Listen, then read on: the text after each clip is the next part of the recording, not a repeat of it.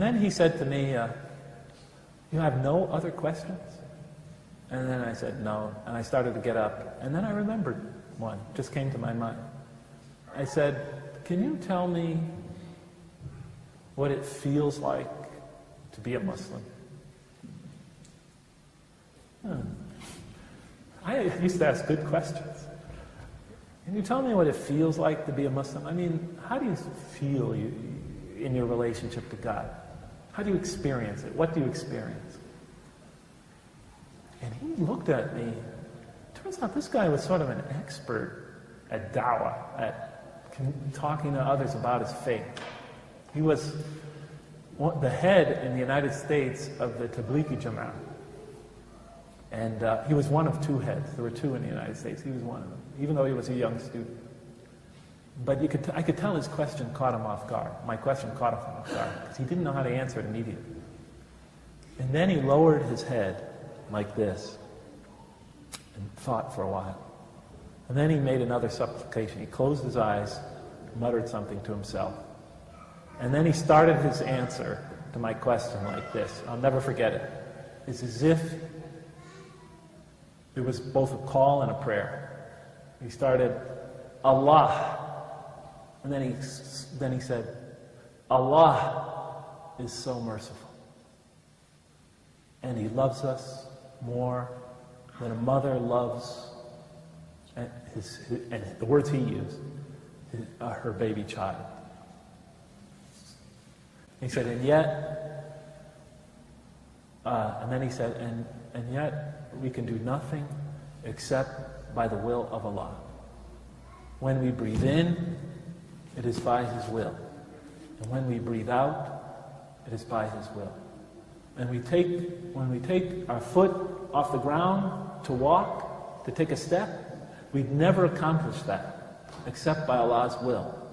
And our foot would never reach the ground again except by His permission.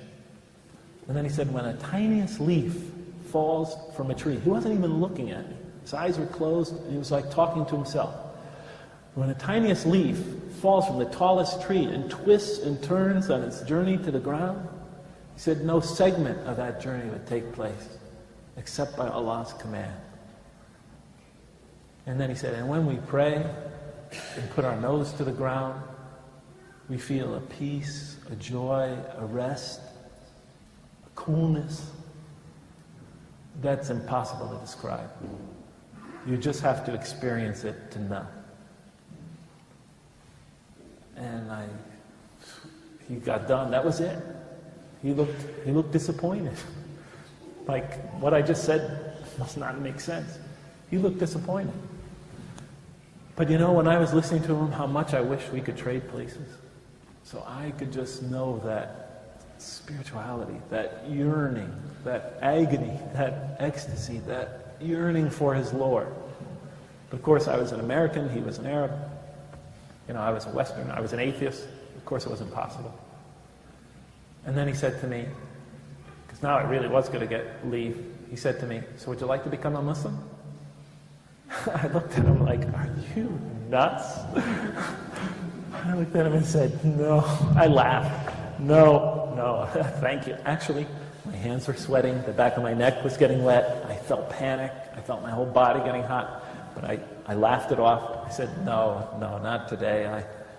It's not for me. I just came to ask some questions.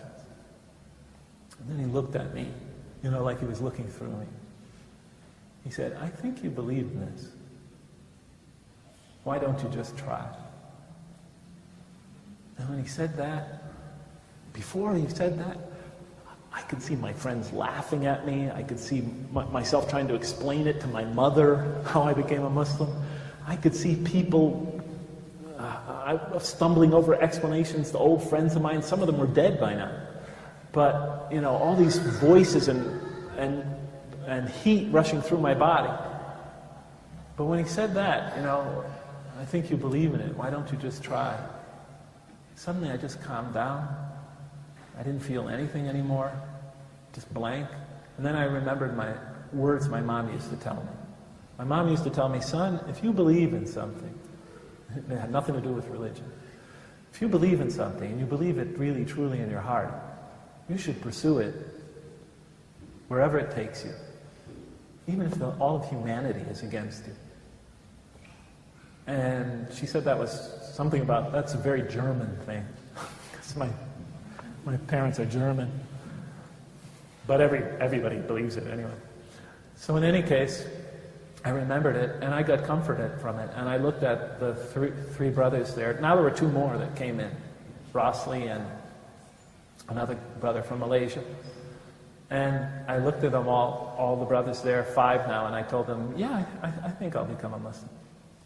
And you should have seen their faces. They looked like the Apollo engineers after the first successful moon landing. You know, they were all congratulating each other and smiling, and a couple of them were, hugging each other. It was an amazing reaction. I thought that they just had become Muslims. And just then the door opens, and another brother, biblical-looking brother, comes in the door, dressed just like Brother Hassan.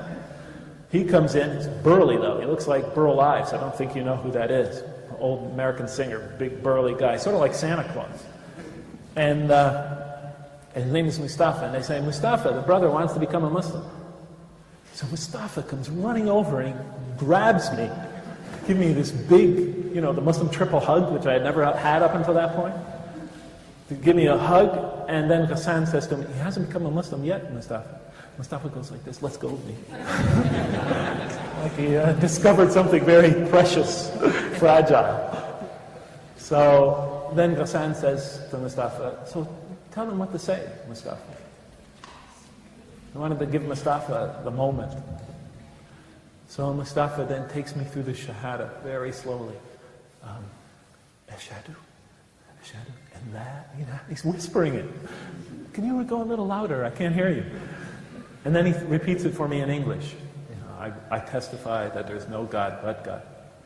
So he says, are you ready? And I said, yes. So he takes me through it. Ashhadu, and I say, Ashhadu, and la ilaha illallah. And I tell you, with each word, I felt like I had been dying of thirst all those years. And with each word of the Shahada, it felt like somebody was dripping a drop of water into a parched throat. And so I became a Muslim. And I walked out of there that day, a Muslim.